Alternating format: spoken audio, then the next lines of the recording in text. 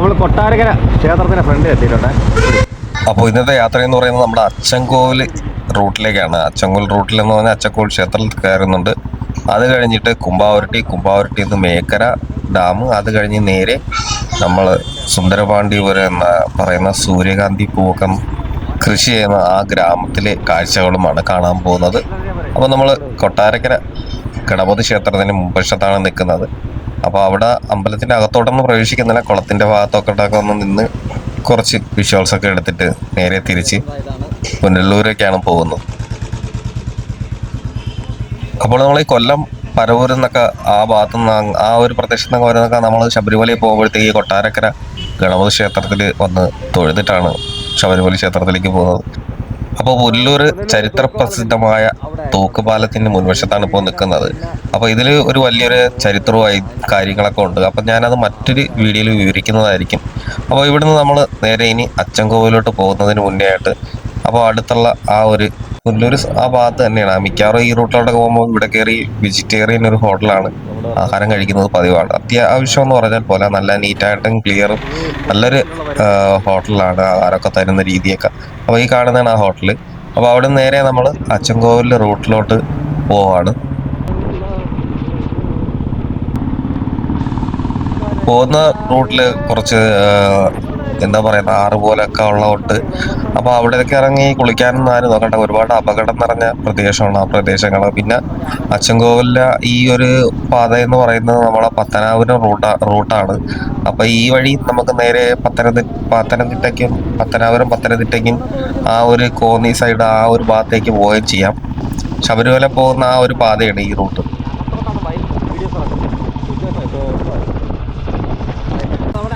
അപ്പോൾ നമ്മൾ ഈ ഒരു ഭാഗത്ത് വന്നു, അതായത് അലിമുക്ക് എന്ന് പറയുന്ന ഒരു ജംഗ്ഷൻ ഉണ്ട്. ഈ അലിമുക്ക് ജംഗ്ഷനിൽ നിന്ന് വലത്തോട്ട് കട്ട് ചെയ്ത്, അതായത് പുനലൂരിൽ നിന്ന് നേരെ പത്തനാപുരം പോണ റൂട്ടിൽ അലിമുക്കിൽ നിന്ന് വലത്തോട്ട് എടുത്തു കഴിഞ്ഞാൽ നേരെ നമ്മൾ ഒരു റോഡിലോട്ട് കയറുകയാണ്.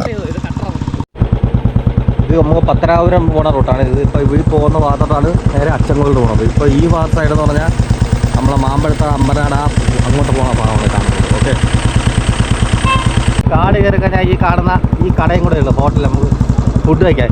പിന്നെ അങ്ങോട്ട് കഴിഞ്ഞാൽ പിന്നെ ആ അച്ചൻകോവിൽ ഭാഗത്തിട്ട് നമ്മൾ കട, അതിനിടയ്ക്ക് ചെമ്മനരിയുടെ ഭാഗത്തൊരു കടയുണ്ട് കേട്ടോ. ബസ് വരുന്നുണ്ട് കൊല്ലൂരൊക്കെയുള്ളതാണ്. ബസ് അമ്പനാറ്, അപ്പോൾ ഇതാണ് നമ്മൾ അമ്പനാറ് ബോർഡർ ഫോറസ്റ്റിന്.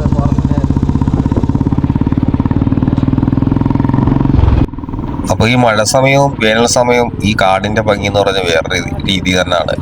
മഴയില്ലാതെ വേനൽക്കാലം ആകുമ്പോഴത്തേക്ക് കരിഞ്ഞുണങ്ങി നിൽക്കുന്ന ആ ഒരു പ്രദേശ രീതി, മഴയായി കഴിഞ്ഞാൽ നല്ല പച്ചപ്പും വെള്ളം ഒഴുകുന്ന ആ ഒരു അരുവികളും ആ ഒരു തോടും ആറുകളും അങ്ങനെ നിറഞ്ഞൊരു പ്രദേശമാണ് ഈ അച്ചൻകോവിൽ റൂട്ട്.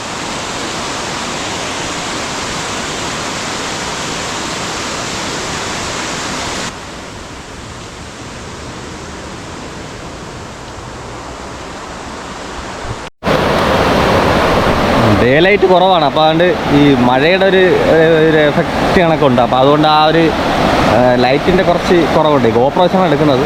അപ്പോൾ ഉള്ള കാഴ്ച നമുക്ക് മാക്സിമം കവർ ചെയ്തെടുക്കാൻ നോക്കാം. ഓക്കെ,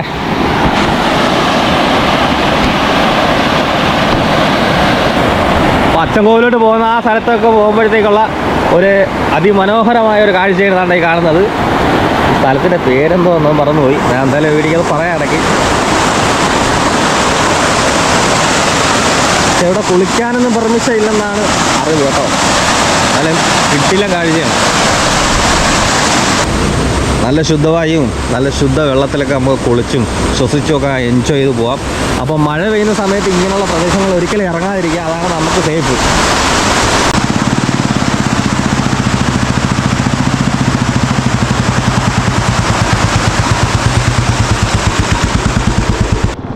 എൻ്റെ യൂട്യൂബിൽ ആദ്യം ഇടുന്ന ആ ഒരു വീഡിയോ എന്ന് പറയുന്നത് അച്ചൻകോവിലേക്ക് പോകുന്ന ഈ യാത്രയാണ്.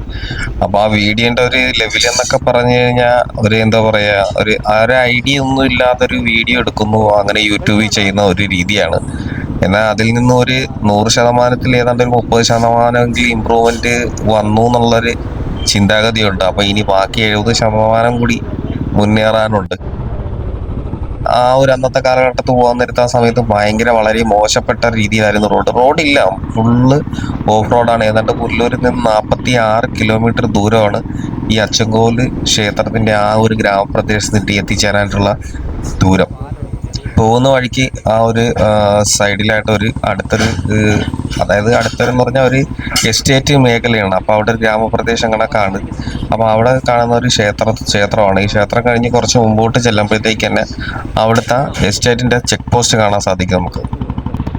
അപ്പോൾ ഈ ചെക്ക് പോസ്റ്റിനകത്ത് എപ്പോഴും ഡ്യൂട്ടിക്കായിട്ട് ഒരാൾ കാണും. അപ്പോൾ പുള്ളിക്കാരൻ വണ്ടി വരുമ്പോൾ നമ്മളെ വണ്ടി നോട്ട് ചെയ്ത് നമ്പറൊക്കെ എഴുതി വെക്കാറാണെന്ന് തോന്നുന്നു. അങ്ങനെ വന്ന് നോക്കിയിട്ട് ചെക്ക് പോസ്റ്റിന്റെ ആ ഒരു റോപ്പ് മാറ്റി നമ്മൾ അകത്തോട്ട് കടത്തി വിടുന്നതാണ്.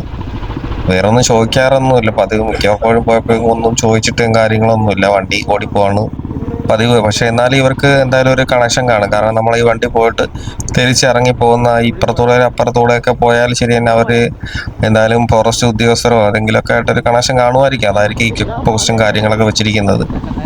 അപ്പോൾ നമ്മൾ ഈ മുമ്പ് ഈ പ്രദേശം എന്ന് പറഞ്ഞാൽ ഫുള്ള് അവിടെ വാഴി അങ്ങനെയുള്ള കൃഷികളും കാര്യങ്ങളൊക്കെ ഈ പ്രദേശം ഉണ്ടായിരുന്നു. അപ്പോൾ ഈ സൈഡിൽ എന്ന് പറഞ്ഞാൽ ഈ എസ്റ്റേറ്റ് തൊഴിലാളികൾ താമസിക്കുന്ന കുറേ കോട്ടേഴ്സും കാര്യങ്ങളൊക്കെ ഉണ്ട്. നല്ലൊരു പ്രദേശമാണ്. കാരണം എന്ന് വെച്ചാൽ ഒരു തണുത്ത രീതിയിലുള്ള ക്ലൈമറ്റും കാര്യങ്ങളൊക്കെ അനുഭവിച്ച് പോയി യാത്ര ചെയ്യാൻ പറ്റും. കൊല്ലത്തിൻ്റെ ഒരു കിഴക്ക് മേഖലയുടെ ഭാഗമാണ് ഈ അച്ചൻകോവിൽ എന്ന് പറയുന്നത്. അപ്പോൾ ഇപ്പം കുറേ മരങ്ങളും ഇതൊക്കെ മാറ്റി കളഞ്ഞിട്ട് ഫുള്ള് കൈതച്ചക്ക കൃഷി ചെയ്തിരിക്കുകയാണ്. പിന്നെ ഇടയ്ക്കിടയ്ക്ക് റബ്ബറുണ്ട്. ഫുള്ള് മുമ്പ് റബ്ബറായിരുന്നു. അപ്പോൾ റബ്ബറിൻ്റെ എടുക്കാൻ വേണ്ടിയിട്ടുള്ള തൊഴിലാളികളാണെന്ന് തോന്നുന്നു എസ്റ്റേറ്റിലായിട്ട് താമസിക്കുന്നത്. അപ്പോൾ അവർക്കുള്ള സൗകര്യം കാര്യങ്ങളൊക്കെ അവിടെയുള്ള എസ്റ്റേറ്റിൻ്റെ അധികാരികളായിട്ടുള്ളവർ തന്നെ ചെയ്തു കൊടുത്തിട്ടുണ്ട്. ഫെൻസിങ് ഇട്ടിട്ടുണ്ട് കേട്ടോ, ആന കയറി ഇതൊന്നും നശിപ്പിക്കാതിരിക്കാൻ വേണ്ടിയിട്ട്. അപ്പോൾ ഇവിടെ ഫുള്ള് ഇപ്പം കൈത ഇട്ടേക്കാണ്, കൈതച്ചക്ക. നമ്മളെ സാരഥി നമ്മളെ വണ്ടി ഇതാണ്. അയ്യോ,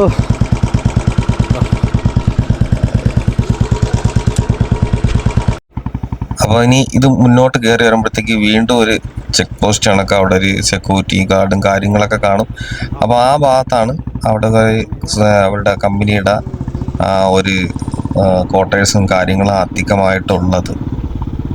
അപ്പോൾ അവിടെ ഒരു ചെറിയൊരു പഴയകാല കടകളും പിന്നെ അവിടുന്ന് അങ്ങോട്ടും ഇങ്ങോട്ടൊക്കെ റോഡിൻ്റെ ദൂരവും ദൈർഘ്യങ്ങളൊക്കെ എഴുതി കുറച്ച് ബോർഡുകളൊക്കെ വെച്ചിട്ടുണ്ട്. ഒന്ന് അച്ചൻകോവിലോട്ട് പോകുന്നത് അത് വഴി നേരെ കുമ്പാവൂർ ആ ഒരു പ്രദേശത്ത്, പിന്നെ ഇടയ്ക്കോട്ട് പോകുമ്പോൾ ഒരു സ്ഥലമുണ്ട്. ആ സ്ഥലത്തിനകത്ത് ഇവിടെ ക്വാർട്ടേഴ്സ് മാത്രമേ ഉള്ളൂ, അങ്ങോട്ട് കയറി പോയിട്ടില്ലായിരുന്നു. Achankovil 19 kilometre, Chempalloor 4 kilometre, Kumbavoor 24, Uttumukku 2 kilometre, Sathyaseema 3, Pulloor 24, Ajimukku 20, Pathanapuram 27, Sathyaseema 3. അപ്പോൾ ഈ കാണുന്നതാണ് പഴയ കാലത്തൊരു മുളയൊക്കെ ചതങ്ങനെ വെച്ച് കെട്ടിയിരിക്കുന്ന ഒരു കടയാണിത്. സത്യസീമ എന്ന് പറയുന്ന സ്ഥലം എവിടെയാണ്? സത്യസീമ ഇവിടുന്ന് മേളിലോട്ട് എന്തുണ്ടത് സംഭവം? അവിടെ കോട്ടേഴ്സാണ്. ഇവിടുത്തെ കമ്പനിയുടെ അല്ലേ? എന്തോ മുള അടിച്ച് സെറ്റ് ചെയ്ത് വെച്ചേ പഴയ കാല രീതി.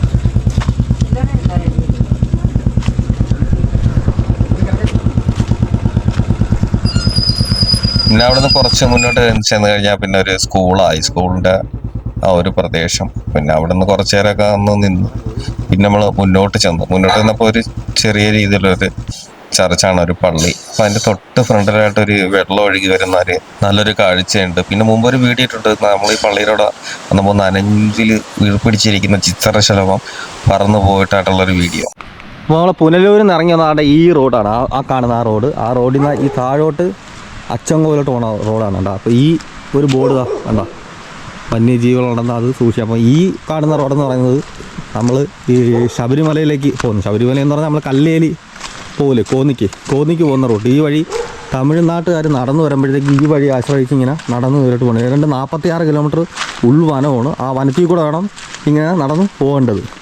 അപ്പം കാട്ടിലുള്ള മിക്ക ഏതൊക്കെ മൃഗമുണ്ടോ അതൊക്കെ എല്ലാം ഇവിടെ സാന്നിധ്യമുള്ളതാണ്. അപ്പോൾ ഈ കാണുന്നത് ചെറിയ വെഹിക്കിൾക്ക് മാത്രമുള്ള പ്രവേശനമുള്ളൂ, വലിയ വെഹിക്കിൾക്ക് പ്രവേശനം നിർത്തി വച്ചിരിക്കുകയാണ്. അപ്പോൾ അതുകൊണ്ട് ആരും ഇതിലെ കൂടെ പോവാതിരിക്കുന്നതിന് ഏറ്റവും നല്ലത്. കാരണം അത്ര നല്ല റോഡുമല്ല, മോശം റോഡുമാണ്. അതുമല്ല വന്യമൃഗങ്ങൾ ധാരാളം കാണുകയും ചെയ്യും.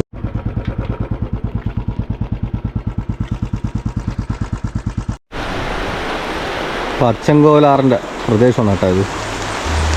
അപ്പോൾ ഇവിടെയുള്ള അപ്പുറത്ത് അക്കരക്കരെ കുറേ പേര് ആൾക്കാർ താമസിക്കുന്നുണ്ട്. ആ താമസിക്കുന്നവർക്ക് പോകാൻ വേണ്ടിയിട്ടുള്ളൊരു പരിപാടിയാണ്, സർക്കസ് പരിപാടിയാണ്. കാരണം റോപ്പ് വെച്ച് കെട്ടിയിട്ടുണ്ട്. അപ്പോൾ അങ്ങനെ പിടിച്ചൊക്കെ പോകണം. വെള്ളം നിറഞ്ഞു കഴിഞ്ഞാൽ ഇവർ ഇപ്പുറത്ത് നിന്ന് ആരെങ്കിലും എന്തെങ്കിലും കൊടുത്തെങ്കിൽ മാത്രം അവിടെ കിട്ടുന്ന ആ ഒരു രീതി സെറ്റപ്പായിരിക്കും. അതിനകത്ത് കുടുങ്ങി കിടക്കണം. ഇതാണ് ഇവിടുത്തെ ഒരു ലെവൽ. പക്ഷേ ഒരു തൂക്കുപാലം പോലെ ഒന്ന് സെറ്റപ്പ് ചെയ്യണമെന്നുണ്ടെങ്കിൽ അവർക്കും ഒരു ഉപകാരമാവും ചെയ്യും. ഇവിടെ ഒരു ടൂറിസ്റ്റൊക്കെ വന്നിങ്ങനെ ആ ഒരു ഫോട്ടോസൊക്കെ എടുക്കാനും അപ്പോൾ ആ ഒരു ബഡ്ജറ്റ് സെറ്റപ്പായിട്ട് ചെയ്യാമെങ്കിൽ വലിയൊരു മാറ്റം തന്നെ നടക്കും ഈ ഒരു ഭാഗത്ത്. നമ്മൾ ഗൂഗിളിലൊക്കെ അച്ചൻകോവിൽ ഫോറസ്റ്റിനെ കുറിച്ച് സെർച്ച് ചെയ്യുമ്പോൾ ആ ഒരു ഭാഗത്ത് ഈ ഒരു ഫോട്ടോസൊക്കെ കാണാറുണ്ട്. അപ്പോൾ നല്ലൊരു മനോഹരമായ പ്രദേശമാണ് ഇവിടെ. അധികം വാഹനങ്ങളും കാര്യങ്ങളൊന്നും വരാറില്ല. നമ്മൾ ഇടയ്ക്ക് KSRTC സർവീസുകളും പിന്നെ അവിടെയുള്ള തുച്ഛമായ ജീപ്പോ അങ്ങനെയുള്ള വണ്ടികളൊക്കെ വരാറുള്ളൂ. വനയാത്ര ഇഷ്ടപ്പെടുന്നവർക്ക് തിരഞ്ഞെടുക്കാൻ പറ്റിയ പ്രദേശമാണ് അച്ചൻകോവിൽ വനയാത്ര. അപ്പോൾ നമ്മുടെ ഈ ഒരു അച്ചൻകോവിൽ ക്ഷേത്രത്തിൻ്റെ ഫ്രണ്ട് ഭാഗമാണ് ഈ കാണുന്നത്. അപ്പോൾ നമ്മൾ ഇവിടുന്ന് ക്ഷേത്രത്തിൻ്റെ ഉള്ളിൽ കയറുമ്പോഴത്തേക്ക് വല സൈഡിലായിട്ട് അപ്പോൾ നമ്മൾ എന്തെങ്കിലും പൂജാ സാധനങ്ങളൊക്കെ അർപ്പിക്കുന്നുണ്ടെങ്കിൽ ഇവിടുന്ന് പുറത്ത് പോകുന്നൊക്കെ പൂവും അങ്ങനെയുള്ള കാര്യങ്ങളൊക്കെ വാങ്ങിക്കാൻ കഴിയും. അപ്പോൾ അവിടെ നിന്ന് നേരെ മുന്നോട്ട് ചെന്ന് ഈ കാണുന്നതാണ് അമ്പലത്തിൻ്റെ മുൻഭാഗം. ഇതിനു മുന്നേ ഞാൻ അച്ചൻകോവിൽ ക്ഷേത്രത്തിനെ കുറിച്ചുള്ള ചരിത്രവും ഐതിഹ്യമൊക്കെ പറയുന്നുണ്ട്. അപ്പോൾ അതിനെക്കുറിച്ചൊന്നും വലുതായിട്ട് വിവരിച്ച് ഒന്നും പറയുന്നില്ല. എന്നാലും കുറച്ച് കാര്യങ്ങളൊക്കെ ഞാൻ ഇതിൽ പറഞ്ഞു തരാം.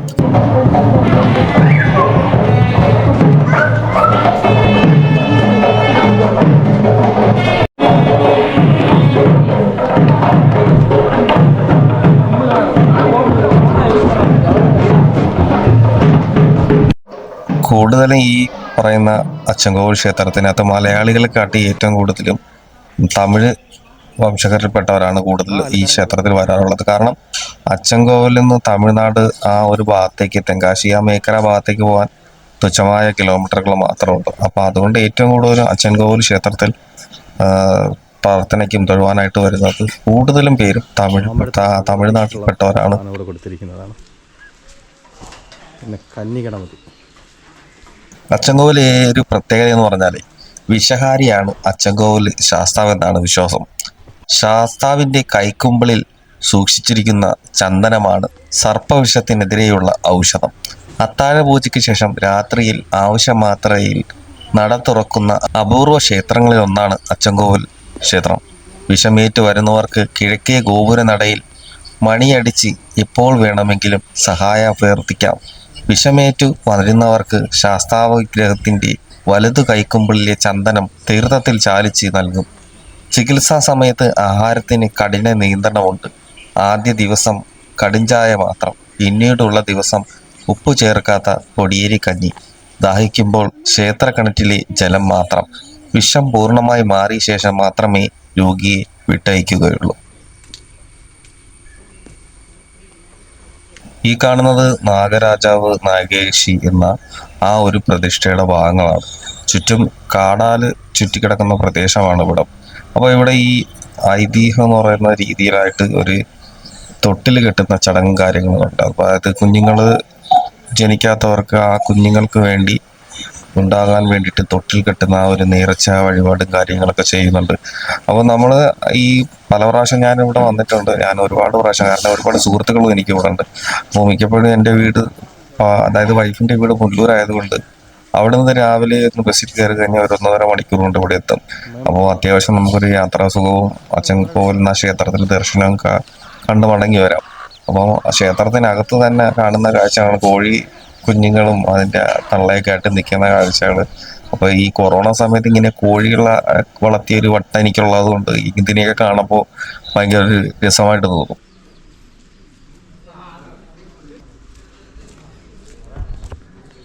അപ്പോൾ ഈ കാണുന്നത് ക്ഷേത്രത്തിന് അകത്ത് തന്നെയുള്ള ആ ഒരു കിണറാണ്. ക്ഷേത്രത്തിൻ്റെ വെളി വന്നിട്ട് ആ കിഴക്കോ ഭാഗത്തോട്ടൊന്ന് നോക്കണം. എന്ത് ഭംഗിയെന്നറിയോ കാണാൻ. മേഘവും മലയും പച്ചപ്പും ക്ഷേത്രത്തിൻ്റെ ആ ഒരു ആംബിയൻസ് എല്ലാം കൊണ്ടും ഒരു പ്രത്യേക പോസിറ്റീവ് എനർജി തന്നെ ആയിരിക്കും ഇവിടെ കിട്ടുന്നത്. അതാണ് ഈ അച്ചൻകോവിൽ ക്ഷേത്രത്തിൻ്റെ ഒരു വേറെ പ്രത്യേകത.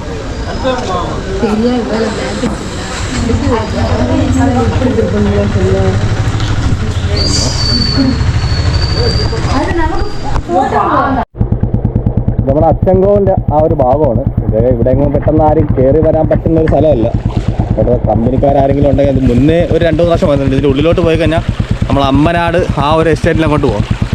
പക്ഷേ പെർമിഷൻ ഇല്ല അങ്ങോട്ട് പോകാനായിട്ട്. പരിചയമുള്ളവരോ അങ്ങനെയുള്ളവരാണെങ്കിൽ പോകാം. അപ്പോൾ ആന കയറാതിരിക്കാനും എല്ലാ കുറേ ഫെൻസിങ്ങും കാര്യങ്ങളൊക്കെ ഇട്ടിട്ടുണ്ട്. അതൊന്നും എടുത്ത് പോകാൻ പാടില്ല, അനുവാദം ഇല്ലാത്തതുകൊണ്ട് പോകണില്ല. ഇവിടന്മാരെ വന്ന് പോകാൻ പറ്റണമെന്നുണ്ടെങ്കിൽ നമ്മളെ ഫ്രണ്ട്സൊക്കെ ഇവിടെ ഉണ്ട്, ചോദിച്ചാൽ അവരെ വെറുതെ കൂടെ പോകാൻ പറ്റും. എങ്കിലും അങ്ങോട്ട് പോകണില്ല. വണ്ടി ബുള്ളറ്റാണ്, സേഫ് എപ്പോഴും ജീപ്പായിരിക്കും. അപ്പോൾ പോവാം.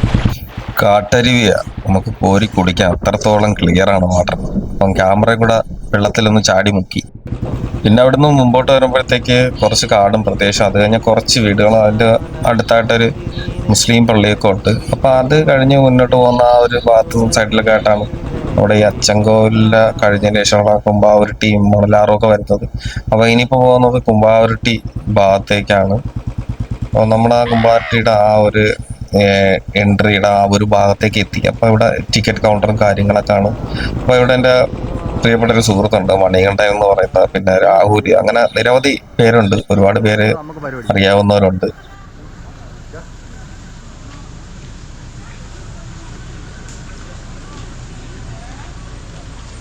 കുമ്പാട്ടി വാട്ടർഫോൾസ് ആണ്. അപ്പോൾ അതിൻ്റെ ടിക്കറ്റ് എടുക്കുന്ന കൗണ്ടർ ഭാഗമാണ് ഈ കാണുന്നത്. അപ്പോൾ അതിൻ്റെ ടിക്കറ്റ് തിരക്കും കാര്യങ്ങളൊക്കെ അതാ ഇത് എഴുതിയിട്ടുണ്ട്. എത്രയാണ് മുതിർന്നവർക്ക് 50, കുട്ടികൾക്ക് 25, ബസ്സിൻ്റെ parking 200, mini bus van 150, car jeep 75, auto 50, bike 30. നമുക്കിവിടെ കുറച്ച് സുഹൃത്തുക്കളുള്ളതുകൊണ്ട് നമുക്കൊരു ടിക്കറ്റ് എടുക്കാതെയും പാർക്കിങ്ങിന് ഫീസും കൊടുക്കാതെ ഫ്രീ ആയിട്ട് ടോസ് അടിച്ച് പോവുകയാണ്. ഓക്കെ,